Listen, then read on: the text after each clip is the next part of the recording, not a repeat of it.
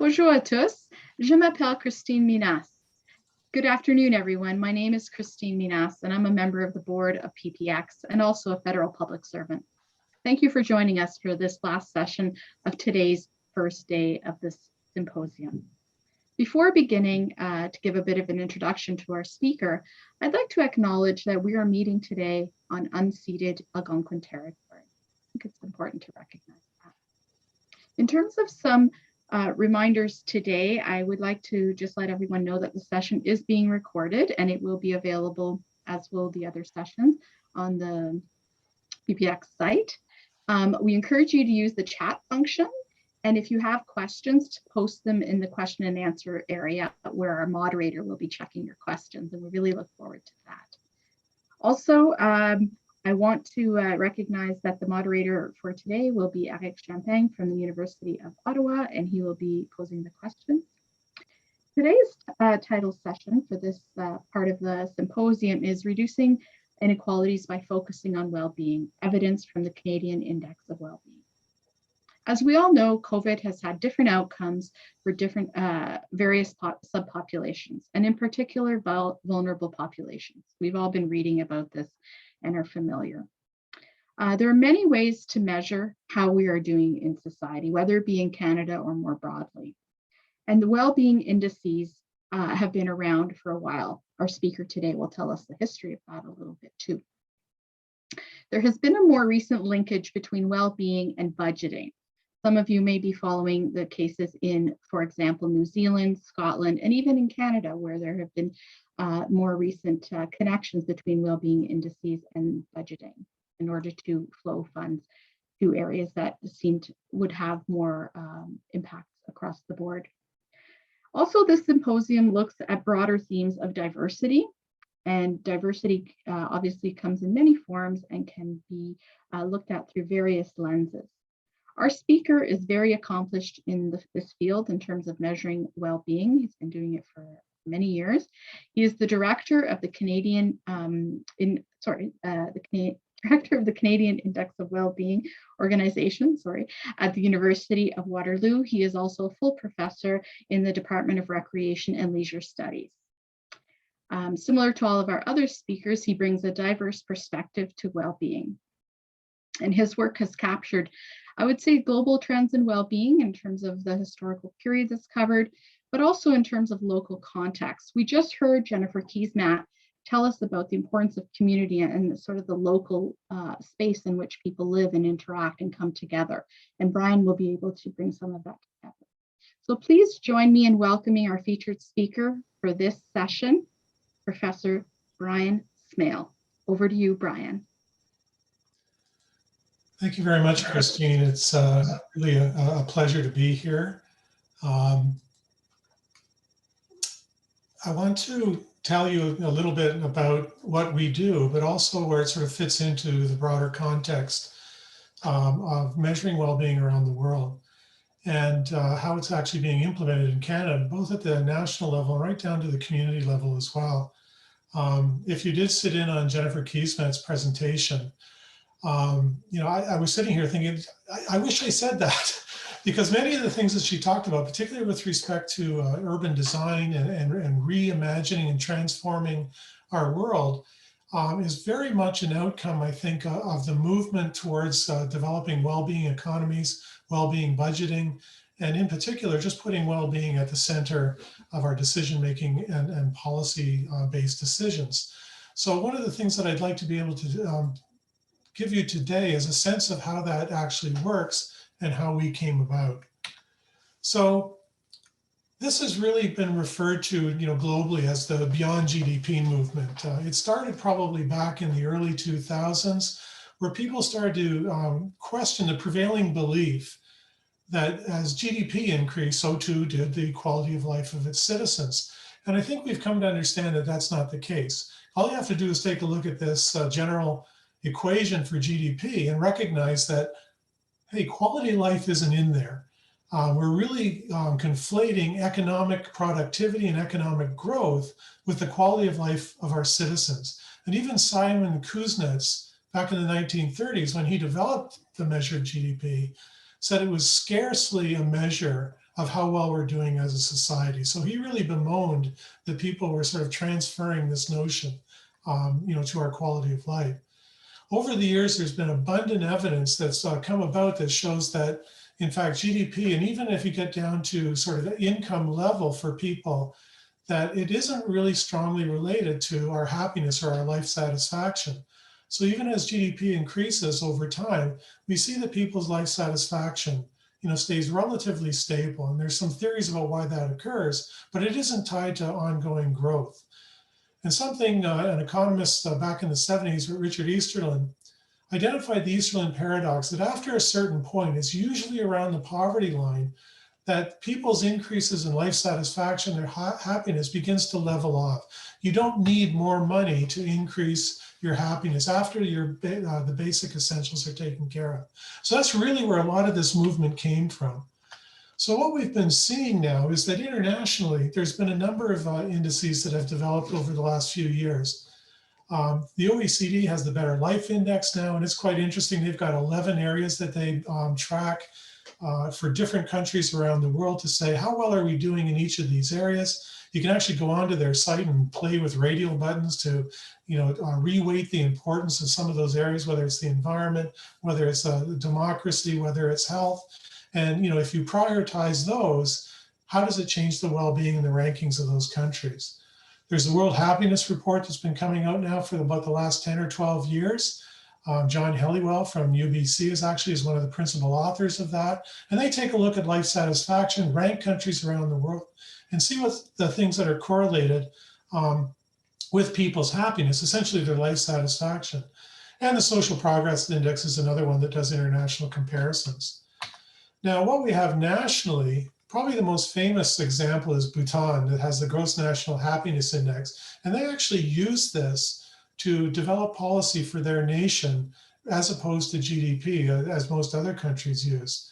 As Christine mentioned, New Zealand, Scotland, Iceland all have well-being frameworks now that they use. They're government-led, New Zealand being the most famous example. And last year, they had their well-being budget that they tabled to indicate where they were making investments to improve the well-being of the citizens around the world.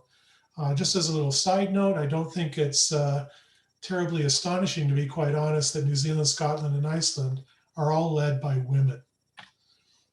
So the CIW, the Canadian Index of Wellbeing, similar to many of the other international and national initiatives, we really emerged in response to that preoccupation with GDP. Not just as a measure of economic progress, but getting conflated with social progress.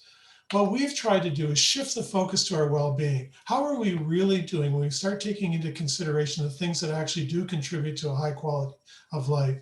And by doing so, we can reveal where there are inequities or inequalities in people's well-being and address those.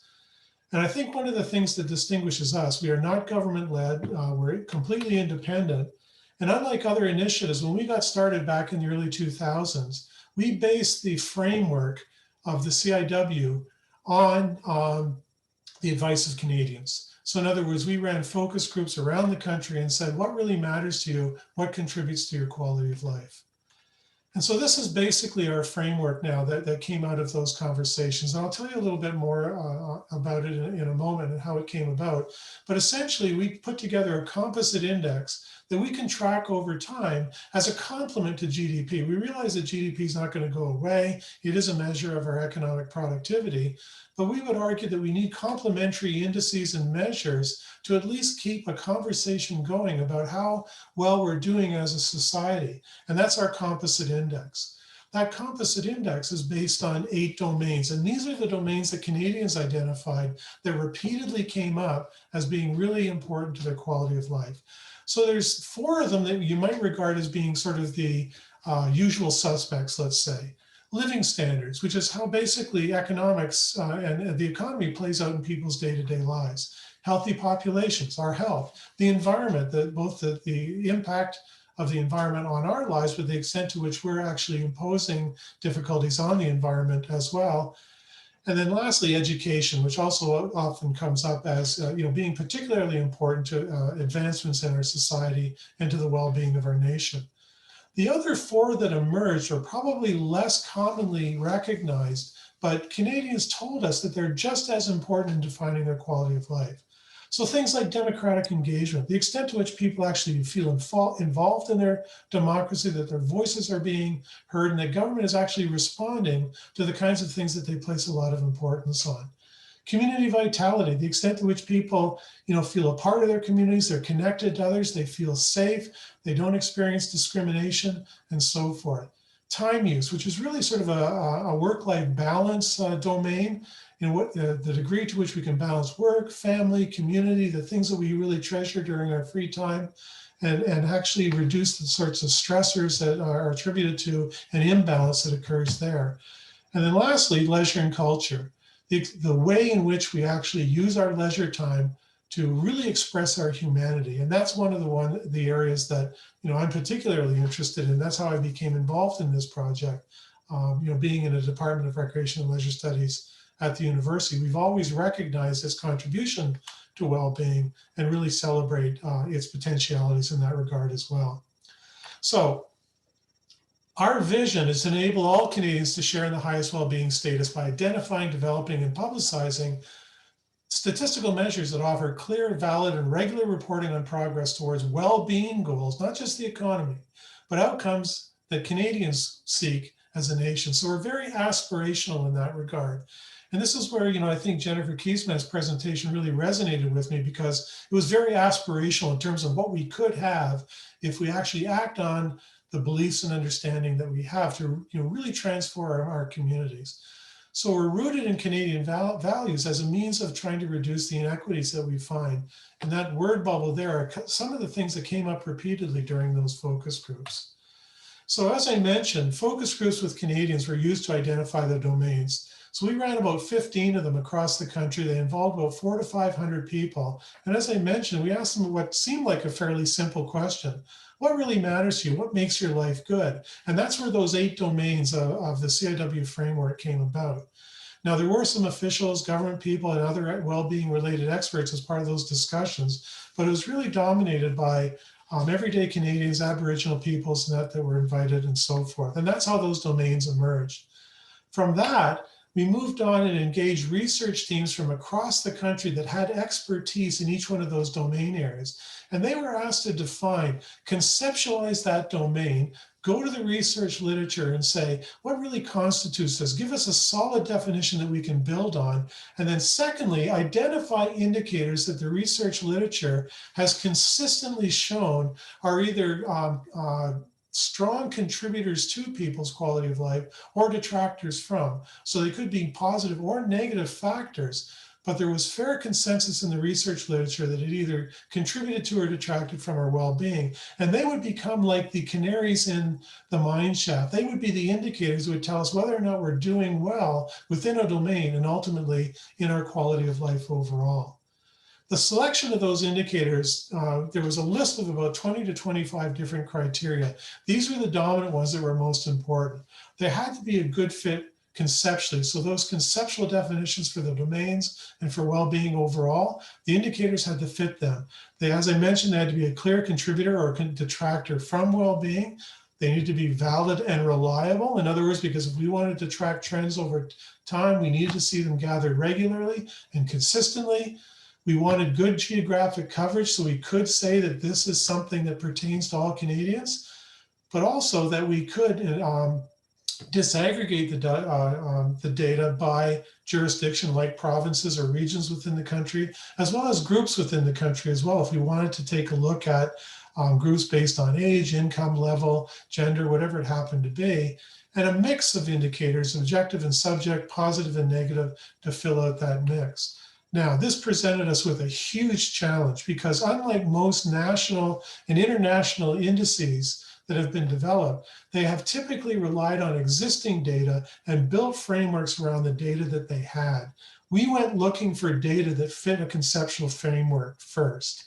And so we faced real data challenges in terms of accessing available, valid, and reliable data sources, because there's tons of economic data. I mean, we get monthly updates on employment rates and so forth, but there's very little regularly gathered on social data, more in health areas, less in environment, and so on. So that presented us with a real challenge to find indicators that were valid and reliable over time that we could track to fill out that conceptual framework and give a more holistic and fulsome picture of people's well-being, their overall quality of life.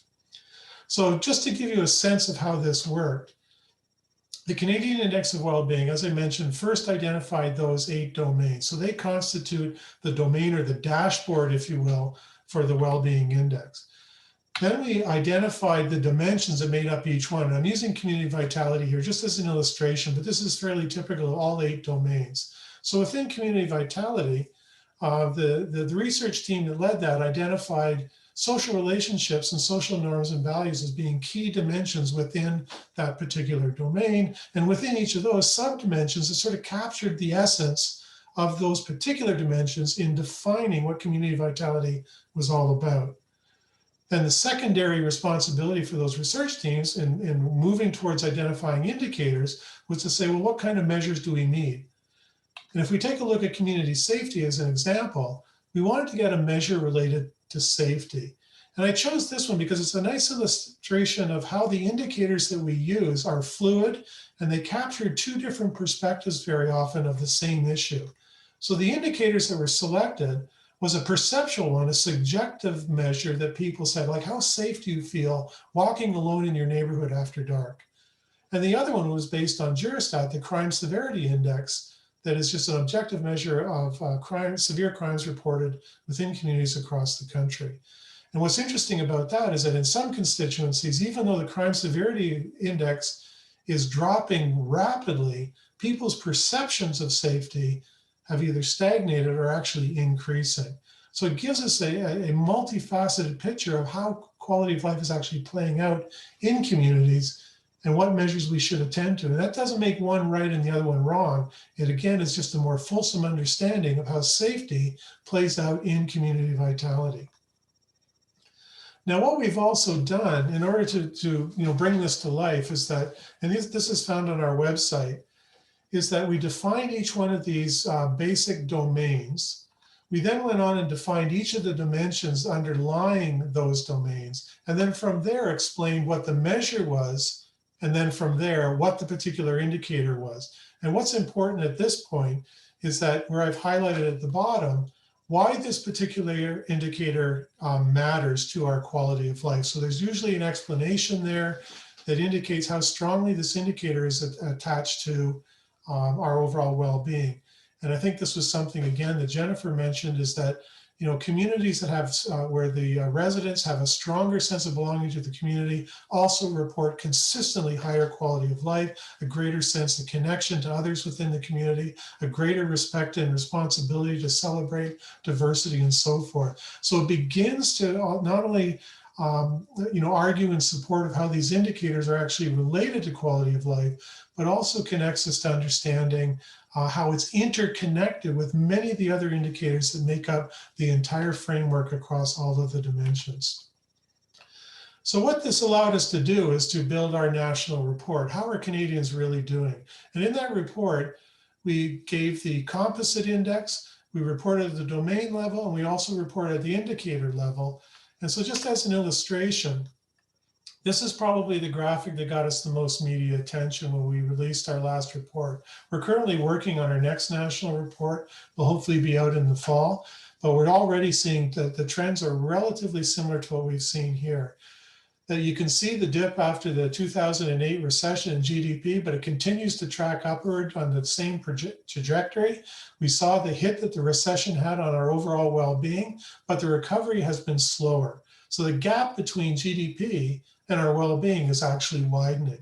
Now, this is not the same across all domains, of course. If we take a look at the domain level, what we see is quite different trajectories for each of the domains in our well-being over time. So we see that education continues to track upwards in terms of achievement, but also early childhood education and other aspects related to lifelong education. Healthy populations has done not too badly as well. But I think what stands out, and this is the difference between using GDP as a mark of the quality of life of the people within a country, And their day-to-day experience of that is living standards, which is shown by that solid line. After the 2008 recession, living standards took the biggest hit, the greatest decline, and it has not been recovering to the same extent that GDP has. And this is because within living standards, as I mentioned, it really reflects the day-to-day experience of people with respect to their economic security, the median income, their housing security, food security, the poverty line and so forth. All of those factors are what people experience in economic security in their own lives, not GDP. When we take a look at some of the other indicators, we can see the big decline in things like time use and leisure and culture, with some slow recoveries post-pandemic or post-recession. And what this does reflect is that we've been through one economic crisis. Now we're going through another crisis that's affecting a whole society. What lessons can we learn about the impact of the recession on our well-being in each of these domains that we can carry forward to respond more effectively, as we emerge from the pandemic? And I think we've already started to touch on some of those things. And certainly, again, Jennifer looked aspirationally at how we can transform our society and how the spotlight was put on the things that we really believe are important. So that's the domain level. We also looked at, the indicator level, as I mentioned, and here is a selection from living standards in terms of the income gap. The gap was getting greater until the mid to late 2000s, then has stagnated. The percentage of people living in poverty has gone down as a consequence of some of the steps the government has taken. Housing affordability has become more complicated. Now, this is an index that comes from the Canadian Centre for Economic Analysis in Toronto. And it's not just the housing costs, but rather it's the ratio of people's needs for housing being close to work, close to schools, being close to public transit, so their needs against the assets that they have. And so that ratio reflects how much of the assets that they have to commit in order to get housing that they actually need. And it's not Toronto, it's not Vancouver. The housing affordability index is worst in Nova Scotia, which suggests that their needs are far in excess of the assets that they have available to get the appropriate housing that they need. So it's a real marker of regional disparities in the types of housing affordability that's out there. Now, if we take a look at leisure and culture, we see some distinct patterns as well. Social leisure has been declining. It's starting to come back, but it's stagnated over the last few years as we do our updates. And I will tell you that social leisure, almost all of that loss in social leisure time, connecting with others, was felt by women, not men. Men's social leisure was roughly maintained throughout this time period. So that overall population level loss was mostly women. Arts and culture, we've seen less participation in that. Again, it's starting to climb back up, but there has been over the last 20 years or so, an overarching decline in that area. And when we take a look at expenditures, now these are expenditures as a percentage of total household disposable income. And over time, that's remained relatively stable at around 5-6%.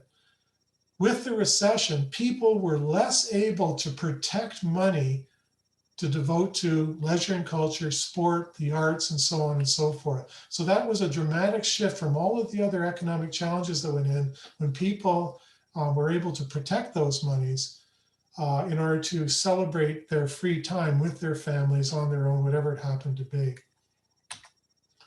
So what we've done, as I mentioned, as one of the criteria in indicator selection, is that we can also disaggregate, the data. So we've done provincial reports and a territorial report for Yukon most recently that looks at well-being, within these provinces, and looks at it in comparison to Canada as a whole.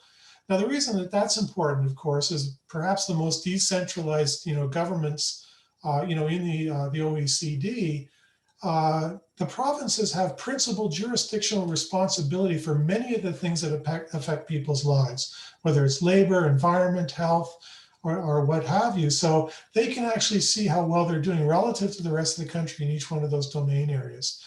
And one of the things that we really try to avoid is rankings. So we don't want to say that this is the worst province, this is the best one, and what have you. But what can we learn from each other that could be legislative changes we can make that we know will make have implications for people's quality of life within certain domains, because another province seems to be doing better in that area. So what are they doing that we're not doing that we could actually, move the needle a little bit on people's quality of life? So one of the things that we've tried to do throughout this is that we've tried to measure all those things that matters based on our conversations with Canadians. So what we want to do now is make those measures actually matter in people's lives. And so how do we do that? And that's the big million-dollar question. What changes can we make that will actually bring that forward? So one of the ways that we've tried to do that is by taking a look at well-being and inequality. So in other words, most of the research has tended to focus on average levels. So if you take a look at the World Happiness Report, for example, they say, okay, here on average is the life satisfaction of the people living in these countries, and we've ranked them accordingly. But one of the things that misses is it doesn't assess the sort of the distribution of people around that average. Are people tightly packed around that average and they're all doing relatively the same? Or are there people that are doing really well and people that aren't doing quite as well on the well-being scale? So in other words, we're almost talking about almost like a Gini coefficient, like an income gap thing, but this is a well-being gap between the most well-off in terms of well-being and the least well-off. And what we're finding, and this chart, and I'm going to speak to this, where this came from in a few minutes, but we did some work in Nova Scotia, and this is the distribution of life satisfaction of the residents of Nova Scotia just over a year ago, pre-pandemic. But when you break it down, we see that almost 1 in 5 people are below average in their well-being. So in other words, there are people that are really struggling to maintain a quality of life that the average seems to suggest is fairly typical of most jurisdictions around the world. Now, probably, one of the leaders in looking at inequality, and they focus principally on economic or income inequality, are researchers in the UK, Richard Wilkinson and Kate Pickett, and a couple of books, The Spirit Level and The Inner Level, where they've looked at the inequality of nations against a number of other indicators, many of which we use in our well-being framework with the CIW. So mental illness or mental health, child well-being, for example. We see that in countries that are more unequal have more serious problems with mental health. Those countries that are more equal report higher levels of child well-being. So that was, in some respects, the inspiration for taking a look at well-being inequality and identifying those groups that are most at risk from falling behind.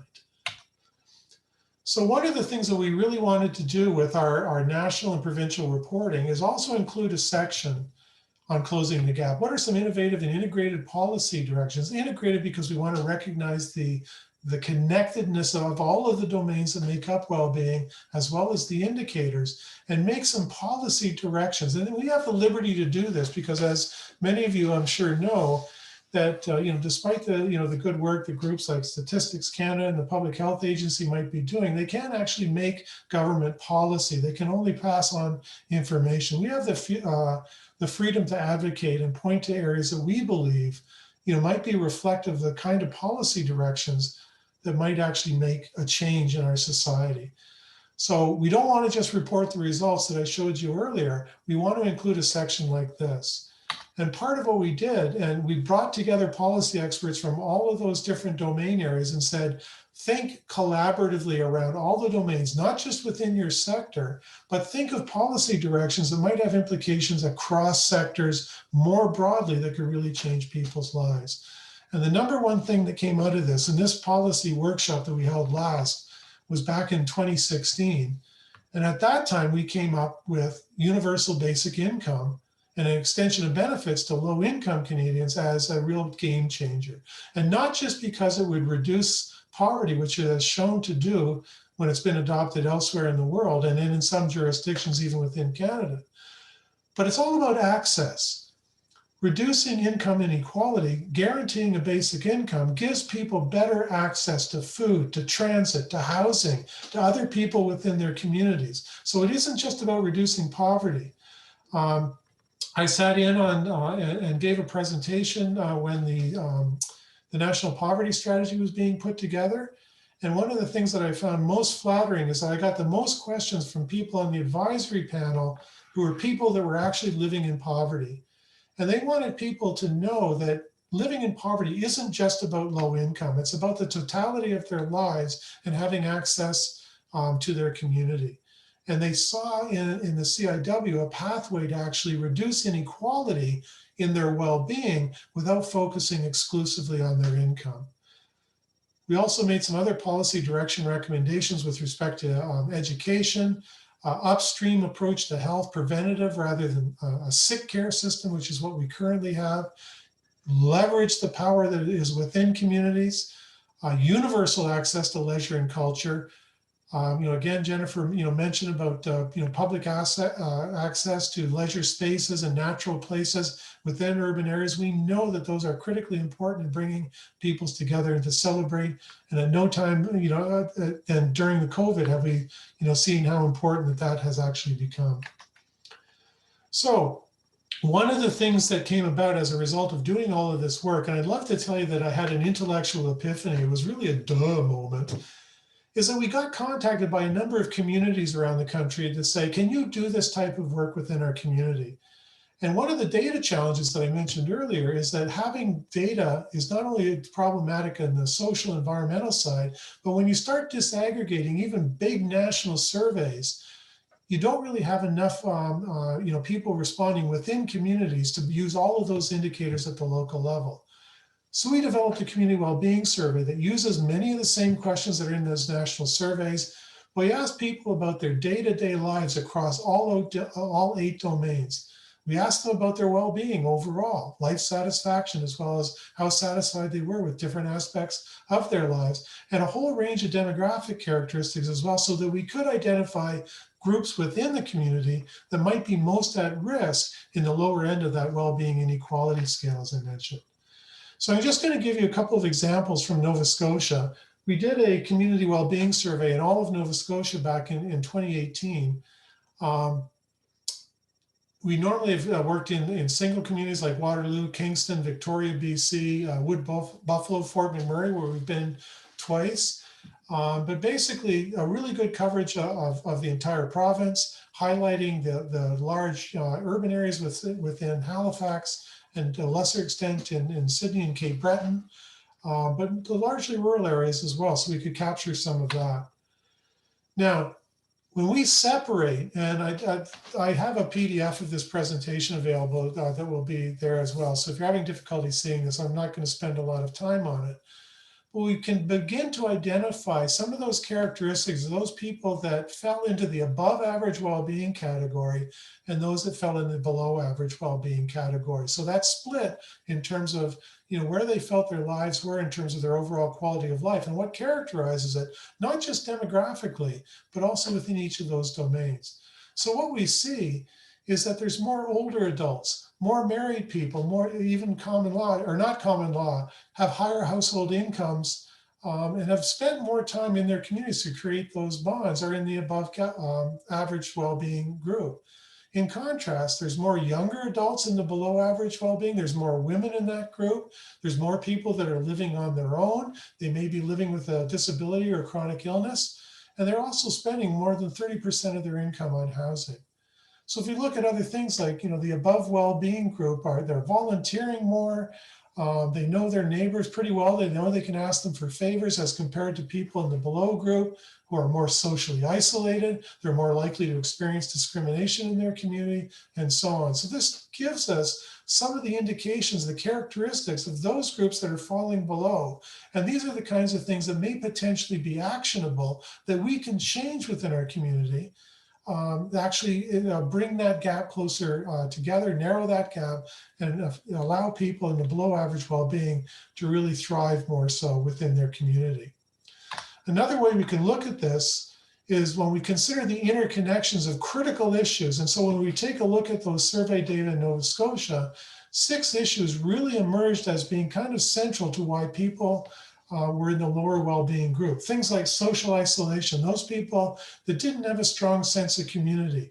They didn't have strong feelings of trust in their neighbors or in government or what have you. They experienced discrimination more often. They may have been living in poverty. They may have also been in lower health categories, whether it was lower mental health, living with a chronic illness, or what have you. And we see some distinct patterns here. So this gets at the not just the interconnections amongst the things that we value in terms of our quality of life, but also the intersectionality of these things that are experienced by groups that fall within these categories. So in other words, younger single people in low income, especially if they're single parents, are facing these critical issues much more often than anybody else within the community. So if we can come up with strategies that address those critical issues, it's going to have far-reaching implications for more people, not just one problem, one solution, but rather thinking more broadly, more innovatively about the things that we can do within our communities to bring those people up within our community so that they can thrive as well. Just another way of looking at it, we know that mental health and life satisfaction are strongly related. When we break it down by age or income, just as an example, we see almost linear relationships here, that as you get older, your mental health improves, as does your life satisfaction.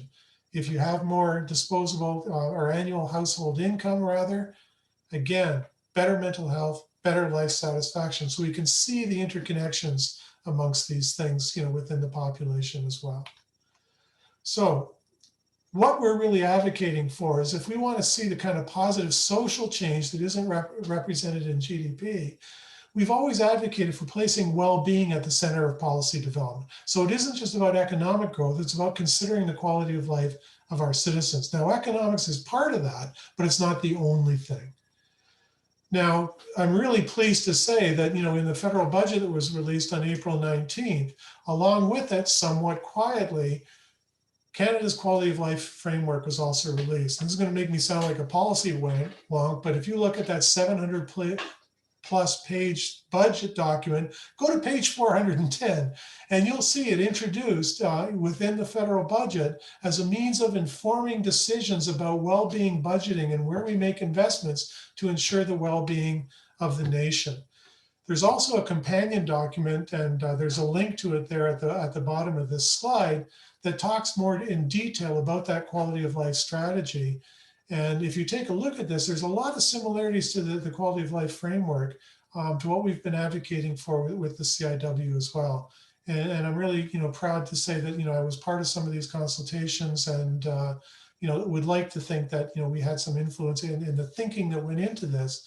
But I think what's most important is government is stepping up, seeing what's happening around the world, and embracing this type of an approach. The other thing I want to draw your attention to is the lenses that are being used to actually assess the kind of thinking that goes in around this. So fairness and inclusion, so gender-based perspectives is particularly important, but also sustainability and resilience. And this is one of the things that we've frequently been asked about as well, is like, to what extent does our well-being framework really connect with, say, the United Nations Sustainable Development Goals, because that also is a framework that people are adopting worldwide as a way of ensuring sustainability, of resilience of their communities and so forth. And even those goals and targets in the UN Sustainable Development Goals are beginning to be adopted and adapted at the community level as a way of tracking progress forward. So a few years ago, recognizing that this trend was going forward, we actually went about and mapped our indicators, both from the index approach that I reported on earlier and our well-being survey, to the UN goals. And this is where we saw the overlaps. So these are where our domains and indicators within each of those domains track against all of the different goals and targets that we can see in the UN's Sustainable Development Goals. And I think one of the things that's an advantage with taking a well-being approach is that even the SDG advocates recognize that they have a communications problem, because Canadians just generally don't say, okay, how do we actually make this happen? What can I do within my community? How does it affect me? And if you adopt a well-being approach, people say, I get this. I can see how this will improve my well-being. It will also improve the well-being of my community. And if we do these things to improve the well-being of our citizens, we're also going to make progress towards achieving our Sustainable Development Goals as well. And just as one example, Oxford County here in Ontario engaged us actually to look at that in two ways. They have a community sustainability plans that actually tracks a number of themes and their pillars on community, environment, and economy. We ran our well-being survey within the community, and they're using that as the metrics to track progress to their quite ambitious sustainability goals, because they see it as a win-win where we can actually act on things, improve on our residents' well-being within our community, and make progress towards sustainability at the same time. So these are highly interconnected, and there are, movements afoot from the national, even the international level. They're playing out at the community level that I think speak volumes about the potential for embracing quality of life as being a central tenet of policy development and decision making based on the kind of evidence that we can generate.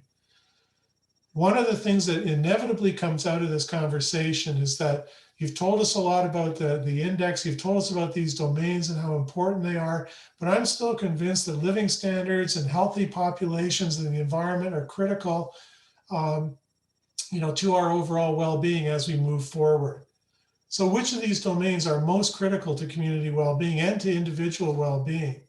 And there's two answers to that question. And the first one is, we're proud to say that all 8 of these domains and all of the research we've done has consistently, all 8 of them have shown consistently strong, significant contributions to our well-being. So they all make a contribution. But when we break the data down and when pressed a little bit, these are the 3 that make the most significant contribution at the community level. Community vitality, people's connections to their community, whether they volunteer, they feel safe, they feel a sense of belonging and connected to others. Time use, if they've got more balance in their lives in terms of all the responsibility they have. And leisure and culture. The things that we do during our free time that allow us to celebrate and act on the kinds of things that we feel are most important to our quality of life as individuals, as families, as communities. So thank you, for listening. If you want more information, just feel free to get in touch. Visit our website. Almost all of the documents that I referred to are available on our website, as well as some of the other materials that I showed you. So thanks very much. Hey, thank you so much, Bryan, for this excellent presentation that helps us better understand this approach and tools to measure well-being. Hello, everyone. My name is Eric Champagne. I'm a professor at the University of Ottawa, as Christine mentioned earlier, and I'm also a board member of PPX, and I will have the pleasure to moderate this Q&A session. I would like to invite you all to add your question in the Q&A section or to rank the questions that are already in the Q&A box.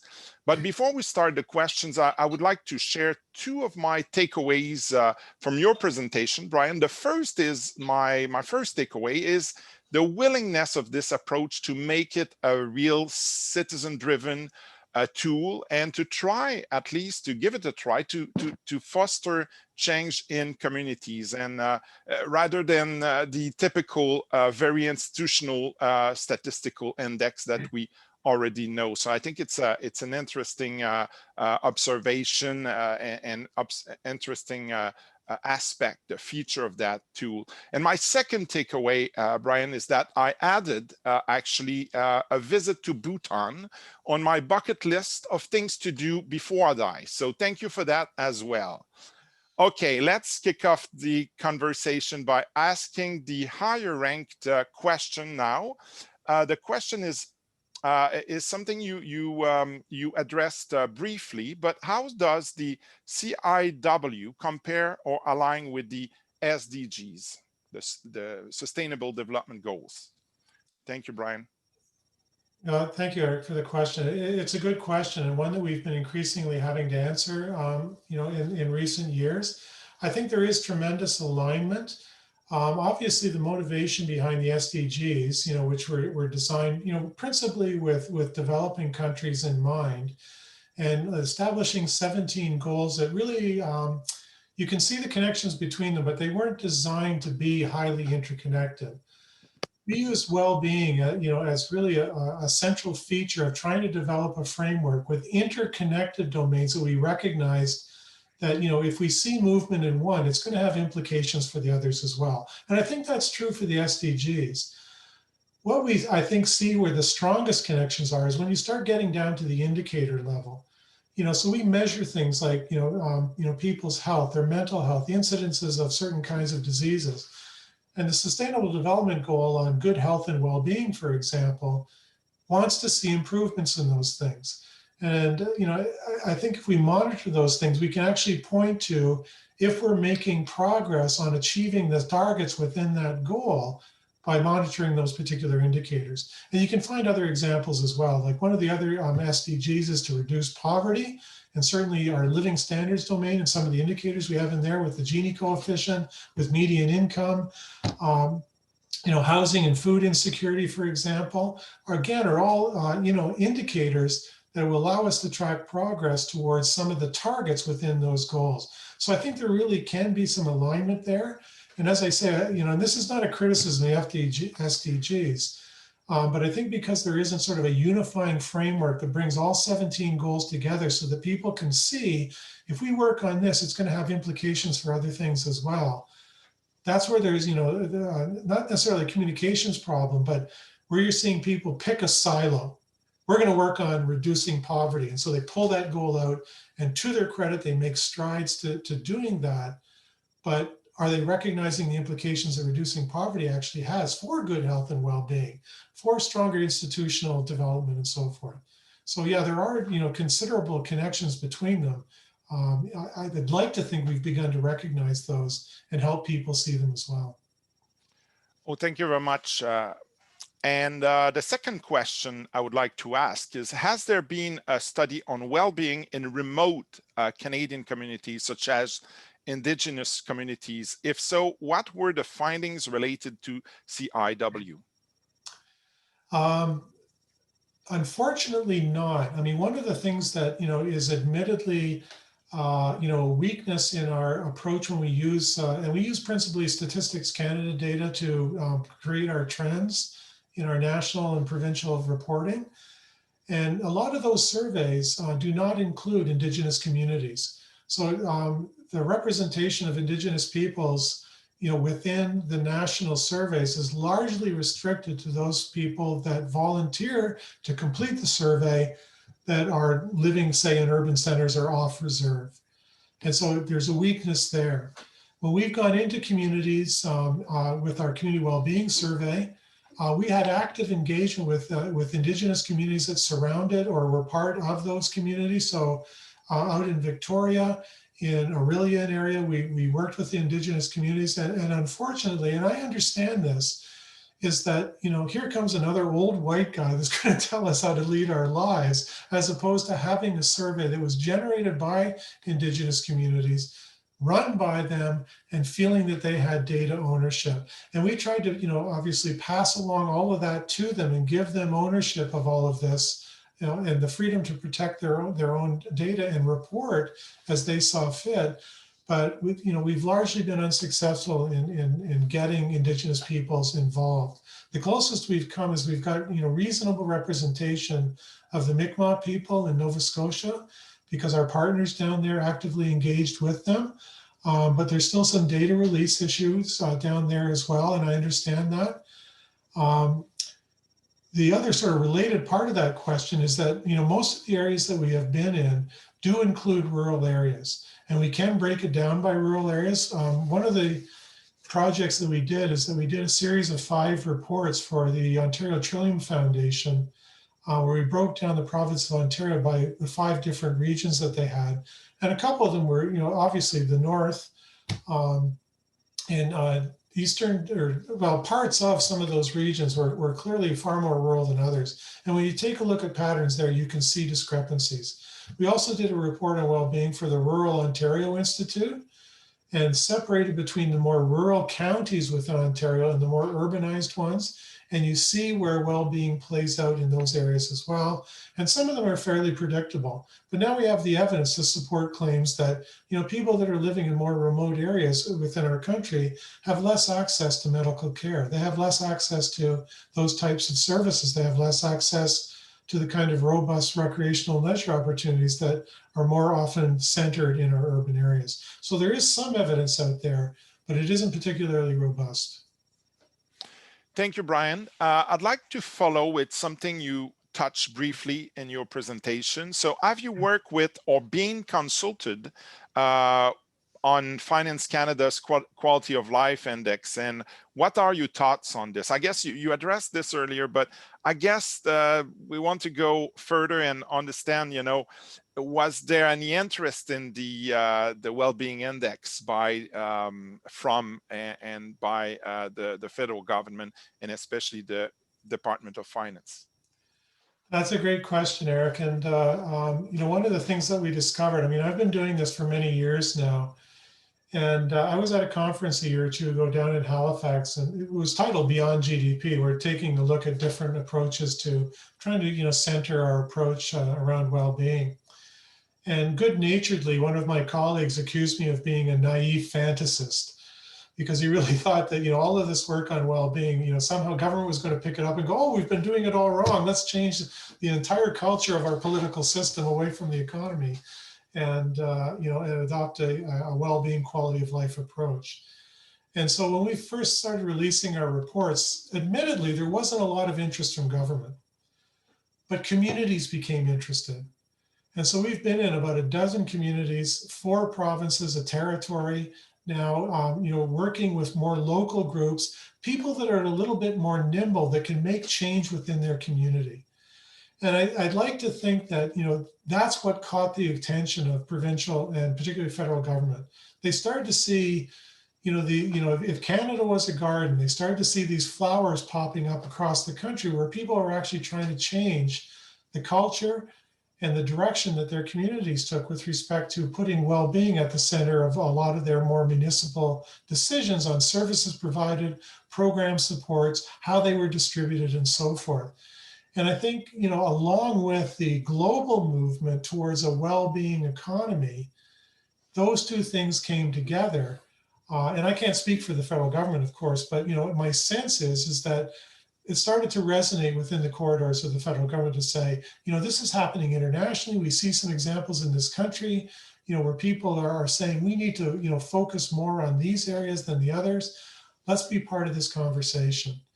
And obviously, one of the, I think, big touchstones was, seeing what happened in New Zealand with them introducing a well-being budget as a different kind of strategy on how investment was made.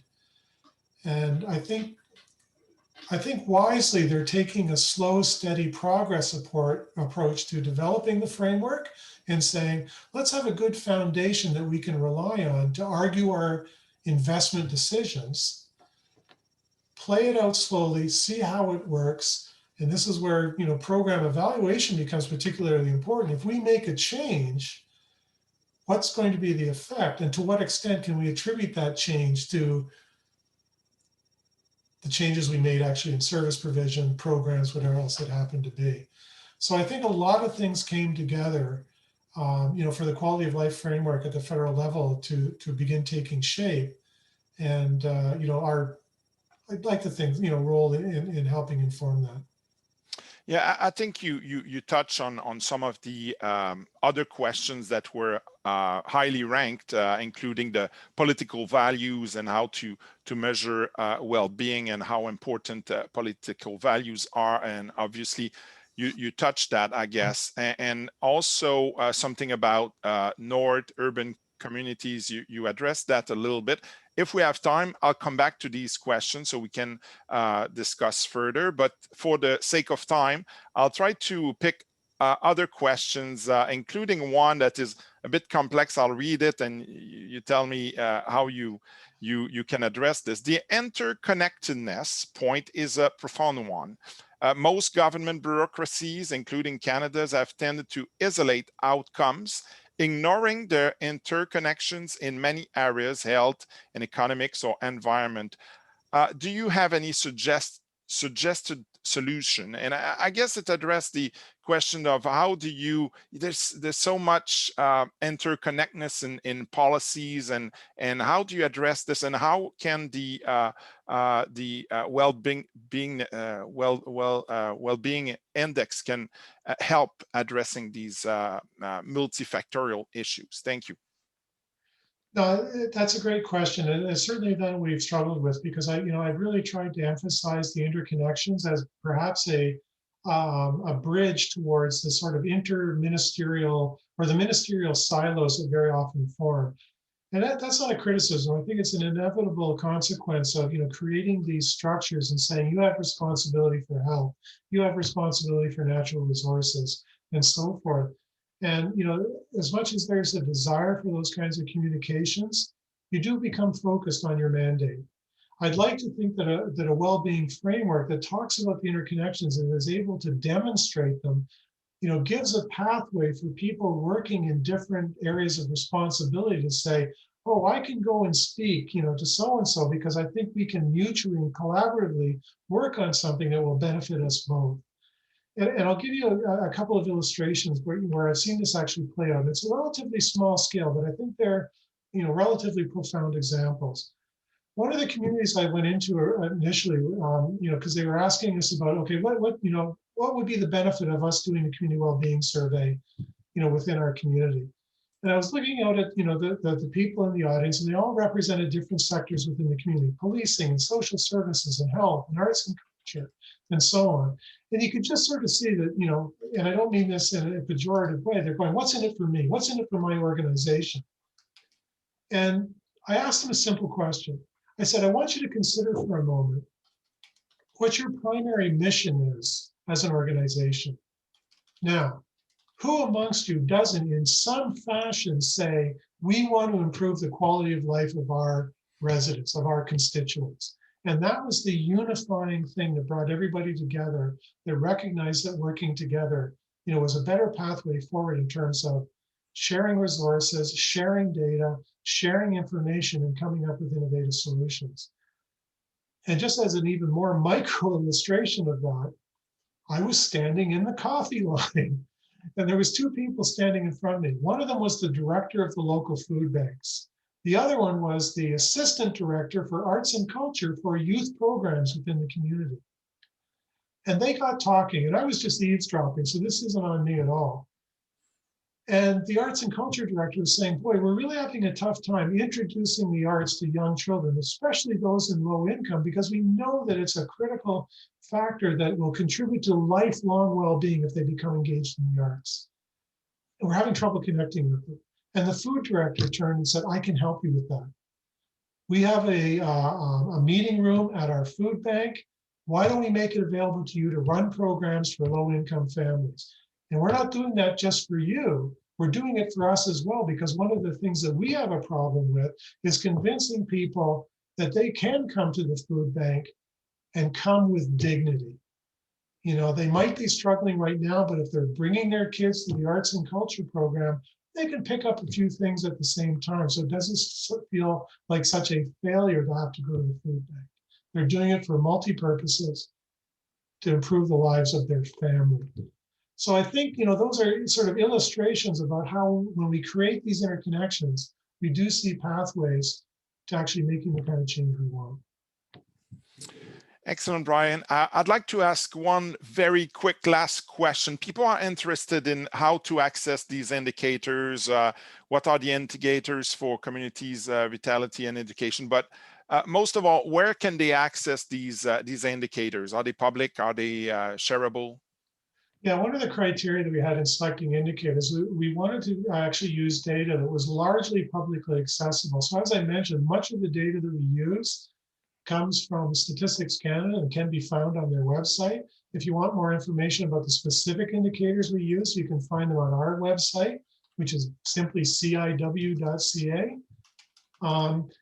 One of the ironies is that the indicators are perhaps less important if you understand the domains. So for example, within living standards, we use a low income measure based on, and we've used the low income measure that's used internationally. We've used the low income cutoff that Stats Can developed, and now we're using the market basket measure. And that doesn't mean that we're changing our mind on things, because if you look at the trajectory of all three of those indicators, they show the same pattern of poverty reduction, even if their absolute value of poverty is different. So you can select indicators that, as I mentioned earlier, are conceptually consistent with the domains that are relevant to your community, and use them to track progress towards well-being. All right, Bryan, we're already out of time. Thank you so much for your contribution to the symposium. I want to thank all the participants who stay tuned this late afternoon. And I would like to turn to Christine Minas for the closing word and certainly some information on tomorrow's program. Over to you, Christine. Oh, merci, Eric. C'était excellent. I want to take a moment to thank Bryan for his absolutely excellent presentation. You covered so many important areas, and obviously, you know, making connections to the federal framework on well-being, the Sustainable Development Goals, and what other countries are doing is just so appreciated. And obviously, your presentation generated a number of very stimulating questions. So thank you so much for joining us today. It's been a sincere pleasure. So I want to reach out to everyone who's participated today to say tomorrow we have another afternoon together, which will be, I hope, equally stimulating. We have some outstanding speakers, including Diane Sachs, the former Commissioner of the Environment for Ontario. We have John Kamensky, and we have Sonia Kang. Three, very interesting speakers providing us with an environmental angle, government accountability angle, and also gender and diversity angle to, continue our wonderful dialogue that we've begun today. So I want to wish all of you a good afternoon and hope to see you all tomorrow. Bienvenue et à demain. Merci.